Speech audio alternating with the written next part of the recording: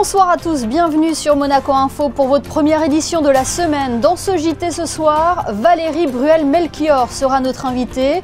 L'ambassadeur de Monaco en France a remis ses lettres de créance au président Emmanuel Macron fin février. Elle reviendra notamment sur ce moment et son parcours sur notre antenne. La présidente du Conseil national, Brigitte Boccon-Pagès, au premier sommet des présidentes d'Assemblée à Paris, où une déclaration commune pour défendre et promouvoir le droit des femmes a été adoptée. Passionnée de vélo, Monaco lance un appel à bénévoles pour l'organisation de la dernière étape du Tour de France. Sylvie Bertrand, responsable de la cellule volontaire, nous en dira plus. Et puis à la fin de ce JT, nous reviendrons en images et en musique sur le dernier concert de l'Orchestre Philharmonique de Monte-Carlo avec deux légendes sur scène, la pianiste Martha Argerich et le chef d'orchestre Charles Dutoit. Elle a été nommée par ordonnance souveraine le 19 octobre 2023. Valérie Bruel-Melchior, ambassadeur de Monaco en France, a remis ses lettres de créance au président Emmanuel Macron fin février. Diplômée de l'Université de New York et de Columbia, elle a débuté sa carrière diplomatique à la mission permanente de Monaco auprès des Nations Unies. Valérie Bruel-Melchior est désormais en poste au boulevard Suchet dans le 16e arrondissement de Paris. Pour faire plus ample connaissance avec elle, elle est notre invitée du JT ce soir. Bonsoir Valérie Bruel-Melchior. Bonsoir, chère Madame Rousseau. Vous avez remis vos lettres de créance le 29 février dernier au président Emmanuel Macron au Palais de l'Élysée. C'est un moment toujours solennel et symbolique. C'était un moment très formel et j'ai eu le plaisir de le partager avec plusieurs collègues ce jour-là et c'était un moment très émouvant en effet, oui. Vous avez pu vous entretenir avec lui? De quoi a-t-il été question lors de vos échanges? Oui, j'ai eu cette chance. Une fois que les lettres ont été présentées, j'ai pu m'entretenir avec le président Macron. Le président Macron a d'abord tenu à me témoigner de l'amitié que lui, le souverain, entretenait depuis très longtemps. Et il était aussi très reconnaissant envers le prince de sa participation récente à toutes les initiatives qu'ont lancées la France. Je pense notamment au sommet sur les pôles. Donc, c'était effectivement un grand moment d'amitié. Et puis également, le président Macron m'a présenté au ministre des Affaires de l'Europe et des Affaires étrangères. Donc, j'ai pu rencontrer monsieur ces journées lors d'un bref entretien tous les trois et c'était très intéressant. Revenons à votre nomination, Madame l'ambassadeur. Comment l'avez-vous accueillie? Je l'ai accueillie avec beaucoup d'émotion. Je suis au service de la principauté depuis plus de 20 ans. J'ai eu la chance de servir dans des ambassades ou des missions à l'étranger. Et c'est toujours une grande marque de reconnaissance, de gratitude qui s'exprime quand vous êtes appelé à représenter votre pays à quelque niveau que ce soit, mais d'autant plus en tant qu'ambassadeur et en plus en France. Et c'est une ambassade de Monaco en France que vous connaissez bien, puisque vous avez été ministre conseiller auprès de l'ambassade à Paris avant. Oui, j'ai eu la chance de connaître bien cette ambassade, ce qui m'a facilité, qui me facilitera certainement la tâche pour les devoirs à venir. Effectivement, c'est une ambassade où je suis arrivée en 2018. Donc, ça m'a permis de découvrir un petit peu le travail multidisciplinaire qui se fait ici, puisque nous avons non seulement des relations avec la France, très particulières, mais également l'ambassade à Paris est un moyen de maintenir tous nos liens avec la communauté internationale, puisque je suis amenée à rencontrer tous mes homologues qui sont accrédités auprès de son Altesse Sérénissime, le Prince souverain à Monaco. Alors, c'est un poste merveilleux. Et votre parcours aussi est marqué par une carrière à l'international, aux Nations Unies notamment, avec des domaines d'intervention aussi divers que variés. Alors oui, c'est vrai, j'ai eu cette chance d'étudier à New York. J'ai étudié à NYU et à Columbia et j'ai étudié les relations internationales. Donc c'est vrai que j'ai eu la chance quand Monaco est devenu membre des Nations Unies en 1993. J'ai eu la chance de rejoindre la mission très tôt, en 1995 officiellement. Et c'est vrai que j'ai eu l'opportunité de voir et de pouvoir aussi vivre la représentation de Monaco à l'étranger, mais sur des domaines très différents, puisque aux Nations Unies, on touche un petit peu à tout. Il n'y a pas uniquement les questions qui intéressent la principauté plus particulièrement, comme le développement durable, mais il y a également les questions de désarmement et toutes les questions qui ont trait à ce que font les États en tant qu'État membre des Nations Unies, un État responsable qui est investi dans plein de domaines et dont la reconnaissance internationale est bien évidemment reconnue. Et aujourd'hui, quelles sont les priorités de la politique extérieure de la Principauté du point de vue de votre ambassade? On le sait, chaque année, Son Altesse Sérénissime, le Prince Albert II, fixe une feuille de route. Alors, cette année, pour le poste de Paris, bien évidemment, on suivra l'actualité comme tous les postes. Vous l'avez dit, on suit de l'avant les engagements du souverain qui sont bien connus dans le développement durable, pour les océans, la biodiversité, mais aussi les questions des droits de l'homme. Mais cette année, pour Paris, je pense qu'on va se concentrer sur notre participation aux Jeux Olympiques. Oui, les Jeux Olympiques qui débuteront fin juillet à Paris et que nous suivrons également très attentivement, hein. Bien évidemment, nous savons que le couple princier sera mobilisé pour cette grande importance, pour cet événement très important pour nous, avec les valeurs du sport et tout ce qu'elle représente pour la principauté. Donc oui, je pense que l'ambassade sera tournée vers ce grand événement pour les prochains mois, mais également nous suivrons d'autres choses qui ont lieu à des termes plus ou moins différents. Mais nous sommes toujours présents pour toutes les réunions. Il y aura un grand anniversaire avant cela, en juin, du 80e anniversaire du débarquement. Donc ça, c'est très important aussi. Il y a beaucoup de réunions qui se tiennent. Et puis peut-être aussi seront amenés à Paris, puisque nous suivons également l'actualité de l'Organisation internationale de la francophonie. Il y aura un sommet. Nous suivons également les activités du Bureau international des expositions. Donc nous avons un calendrier assez chargé. Calendrier que nous suivrons avec grande attention. Merci infiniment Valérie Bruel-Melchior d'avoir été notre invitée ce soir sur Monaco Info. C'est un grand plaisir, je vous remercie. Et restons à Paris où s'est rendue la présidente du Conseil national en fin de semaine dernière. Brigitte Boccon-Pagès a participé au premier sommet des présidentes d'assemblée, un rendez-vous qui a rassemblé 25 présidentes venues du monde entier. Elles ont adopté ensemble une déclaration commune pour défendre et promouvoir le droit des femmes. Brigitte Boccon-Pagès réagit au micro de Fabien Bonilla.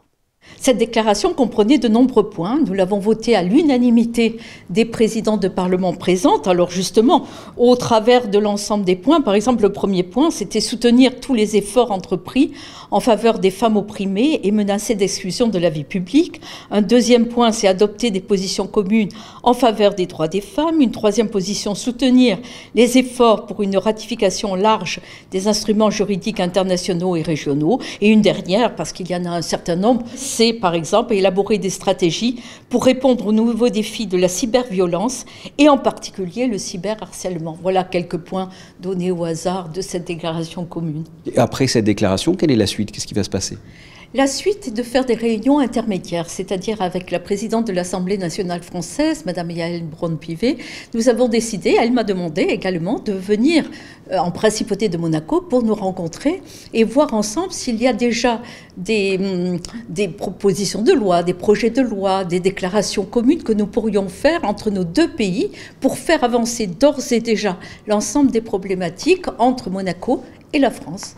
Les droits des femmes, un thème grandement évoqué le 8 mars dernier à l'occasion de la Journée internationale. Elles seront à l'honneur également le 13 juin prochain à l'hôtel Intercontinental à Paris lors d'une soirée de gala baptisée Yes Women, organisée par Fight Aids Monaco et Coalition Plus. Cet événement caritatif mettra en lumière l'engagement de 6 femmes dans la lutte contre le sida dans les domaines de la recherche, de la sensibilisation ou de l'accompagnement. Je vous propose d'écouter à ce sujet Nicole Savard-Dionne qui est à l'initiative de ce projet. Elle est interrogée par Alban Gingembre.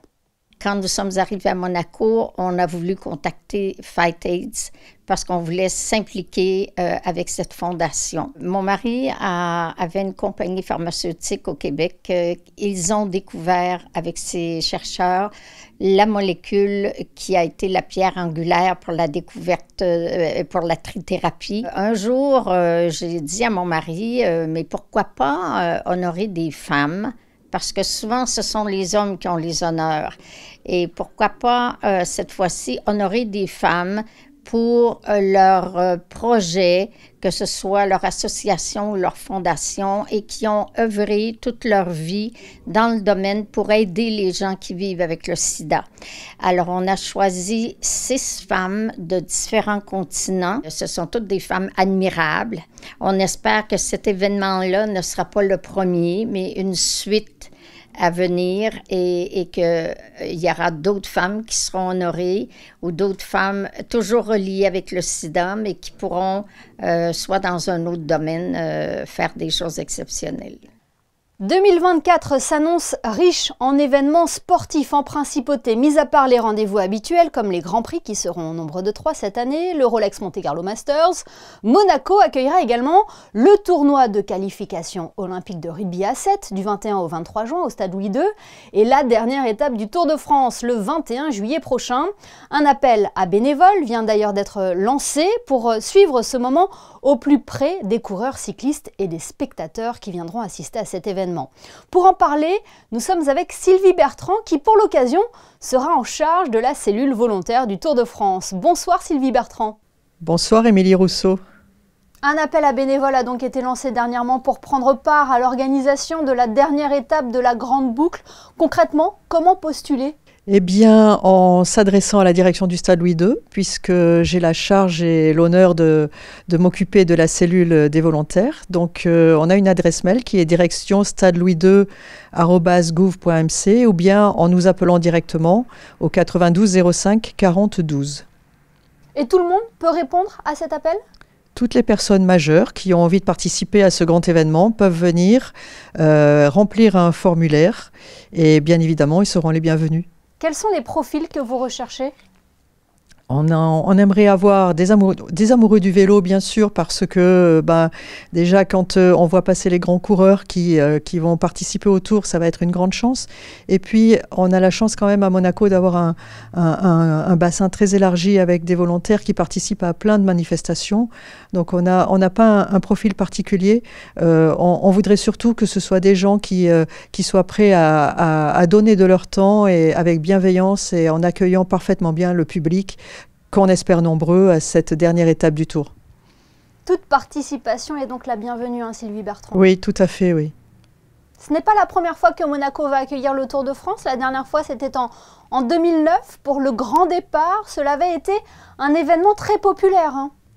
En 2009, c'était un énorme événement puisqu'on avait accueilli le Tour sur 3 jours. On avait eu le prologue plus la première étape du Tour. Et c'est vrai qu'il y avait eu énormément de participation. En termes de volontaires, on avait eu vraiment aussi de tout le bassin méditerranéen, des gens qui étaient venus se proposer. Donc ça avait été une très belle fête et j'espère que 2024 sera aussi une très belle fête. Oui, parce que comme vous l'avez dit, cet appel n'est pas seulement lancé en principauté, il s'adresse à tous les amoureux de la petite reine. Oui, en effet, et nous aurons la chance aussi d'avoir une équipe de la Fédération monégasque de cyclisme qui va participer au début de cette 21e étape. Donc on essaye d'associer vraiment le plus de monde possible et d'avoir un choix le plus élargi possible. Cet appel, Sylvie Bertrand, c'est aussi l'occasion de rappeler le rôle essentiel des bénévoles. Ce sont des acteurs majeurs qui contribuent au bon déroulement d'un événement comme celui-ci, hein. Absolument, absolument. Ils seront disposés en 4 équipes et principalement ceux qui seront sur le parcours auront la gestion des points, ce qu'on appelle les points de cisaillement, c'est-à-dire que le parcours sera entièrement barriéré et on a prévu une vingtaine de points de passage et ils auront la charge de ces points de passage. Donc il va falloir faire de la pédagogie, il va falloir expliquer aux gens, il va falloir les accueillir aussi et ça va être aussi une grosse responsabilité pour eux. Jusqu'à quand pouvons-nous postuler pour être bénévole sur le Tour de France ? À ce jour, on s'est fixé la date du 20 mars, puisque nous pensons organiser une grande réunion d'information pour tous ceux qui se seront inscrits. Après, je pense qu'à la marge, nous aurons encore des demandes d'inscription qui seront étudiées au cas par cas. Eh bien, merci beaucoup Sylvie Bertrand pour toutes ces précisions. Et si vous êtes intéressé pour devenir bénévole pour cette dernière étape du Tour de France qui aura lieu le 21 juillet en principauté, l'adresse mail s'affiche en bas de votre écran. Merci beaucoup Sylvie Bertrand. Merci beaucoup Émilie. Bonne soirée. Dans le reste de l'actualité, en bref et en images, la 40e Primo Cup a récompensé ses lauréats dimanche. Monaco s'est illustré en reportant la série J70 Esmeralda, 2 catégories largement représentées en baie de Monaco. La Primo Cup a aussi fait la part belle aux classes émergentes cette année en intégrant les Cap 31. Ici, c'est le Varois Robin Follin qui s'est emparé de la première place. En l'11 premier, ce sont les Suisses qui ont coiffé au poteau, les Allemands pour s'adjuger le trophée. Cette édition de la Primo Cup Trophée UBS aura une nouvelle fois été Un grand succès avec 400 concurrents en tout et 10 nations en lice. Musique à présent avec deux légendes qui étaient sur la scène de l'auditorium Régnier 3 dimanche aux côtés de l'Orchestre Philharmonique de Monte-Carlo. La pianiste Martha Argerich et le chef d'orchestre Charles Dutoit. Enfant prodige du piano, la virtuose dont on ne présente plus la carrière a enchanté le public venu en nombre. José Sacré revient sur ce moment avec Lionel Bernardi.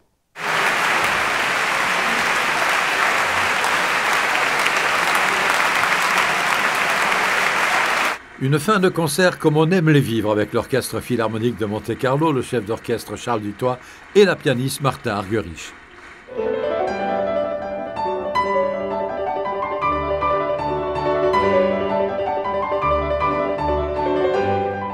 Invitée permanente des plus grands orchestres et festivals du monde, au fil des années de plus en plus perfectionniste, Martha Argerich est discrète, timide, fuit les interviews. Le grand chef d'orchestre Charles Dutoit, qui joue avec elle depuis plus de 65 ans et qui fut son mari, parle d'elle mieux que personne.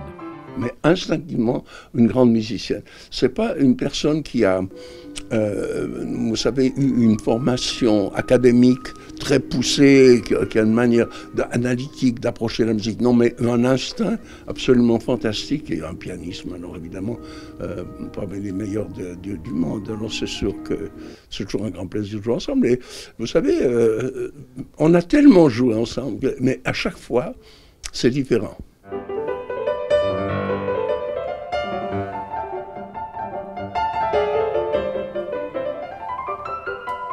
Au programme de ce concert, le concerto pour piano numéro 1 de Beethoven, mais aussi la pavane opus 50 de Fauré et l'oiseau de feu de Stravinsky, avec à la baguette un chef d'orchestre d'exception. Charles Dutoit a dirigé les orchestres les plus prestigieux du monde dans des milliers de concerts. Il est toujours très heureux de diriger l'Orchestre Philharmonique de Monte-Carlo. Ils sont très bons et puis ils sont très musicaux, très musicaux, mais musical dans le sens musical. Et puis j'adore venir ici. Je vais encore revenir l'année prochaine, j'espère. Maintenant je deviens vieux, mais j'aimerais. C'est sympathique, c'est pour ça que je reviens chaque année. Place à votre rubrique Ceux qui font Monaco. Vous le savez, régulièrement sur Monaco Info, Christine Datomel va à la rencontre des artisans, des commerçants, des restaurateurs qui participent au rayonnement de la principauté. Bonsoir Christinda, sur quelle enseigne s'est porté votre choix aujourd'hui ? Oui, c'est sur la promenade Honoré II que je vous retrouve aujourd'hui. Nous nous rendons chez Garden Perk. Ici, tout est fait maison. L'établissement a ouvert ses portes il y a seulement 5 ans. C'est devenu la référence dans le monde du bagel à Monaco.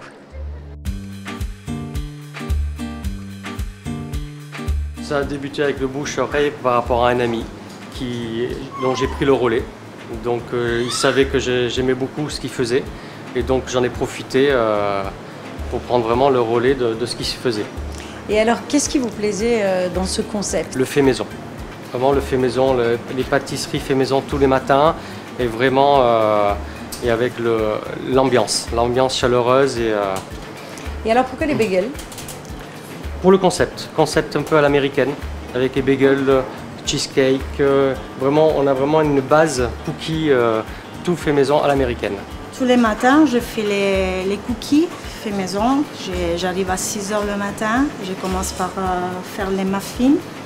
On a trois muffins différents. Après, je fais tous les cookies, à peu près je fais 100-150 cookies par jour. Et à petit, je fais le roulé, le brownie, le banane chocolat, les cupcakes. Je passe le matinée à faire ça. Vous avez toujours été spécialisée dans les gâteaux? Ça vous a toujours plu? C'est une passion ou vous en avez fait votre métier? Oui, en fait, j'ai toujours fait les gâteaux à la maison pour mes enfants, et pour les amis, pour les parents et tout. Et après, ma passion, elle est devenue mon travail, donc c'est parfait.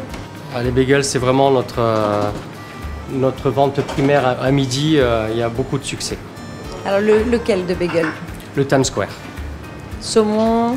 Times Square, il y a le saumon avocat, le Times Square avec le bacon cheddar, vraiment les spécialités vraiment qu'on peut retrouver aux États-Unis. Moi, j'espère de m'agrandir un peu avec les gâteaux d'anniversaire parce qu'on fait les gâteaux d'anniversaire personnalisés aussi. Et j'aimerais bien de ne faire encore plus parce que c'est vraiment ça ma passion en fait. Et alors quand on veut commander un gâteau d'anniversaire, on fait comment? En fait, on prend la commande. Et souvent, les gens ils m'amènent les photos et je peux réaliser tout ce qu'ils me demandent parce que je modèle la pâte à sucre et je les personnalise comme ça avec les prénoms des enfants et tout. Je prends à peu près 2 semaines pour créer tous les personnages et tout et après on fait ça, on donne ça et les enfants ils sont vraiment contents. Avis aux gourmands donc, vous l'aurez compris ici, tout est fait maison, dans le respect des ingrédients. Garden Perk est ouvert du lundi au vendredi de 8h30 à 18h30. Eux aussi font partie de ceux qui font Monaco et ils sont les derniers invités du podcast de Monaco Info. Le directeur artistique du festival Printemps des Arts, Bruno Mantovani, la présidente d'Action Innocence et fondatrice du Crème, Louisette Lévy-Soussan, et Thomas Fouilleron, directeur des archives et de la bibliothèque du Palais Princier, se sont livrés au micro de Geneviève Berthy. Leurs podcasts sont à retrouver sur toutes les plateformes d'écoute telles que Ocha, Deezer ou encore Spotify. Il est temps à présent de jeter un coup d'œil à vos prévisions météo pour ce début de semaine. Bonsoir Alban Gingembre, avez-vous de bonnes nouvelles à nous annoncer pour la journée de mardi ? Bonsoir Émilie, bonsoir à tous. De bonnes nouvelles, oui, le soleil sera de retour demain sur la principauté. Un grand ciel bleu avec très peu de nuages. Les températures varieront de 6 à 16 degrés et on gagne 3 minutes d'ensoleillement. N'oubliez pas en ce 12 mars de souhaiter une bonne fête aux Justines. Merci Alban et merci à vous de nous avoir suivis. Ce journal est à présent terminé. On se quitte avec les photos de Frédéric Nébinger qui a assisté au concert de 2 légendes à l'Auditorium René III, Martha Aguerich et Charles Dutoit avec l'Orchestre Philharmonique de Monte-Carlo. Excellente soirée à tous et à demain pour un nouveau JT sur Monaco Info.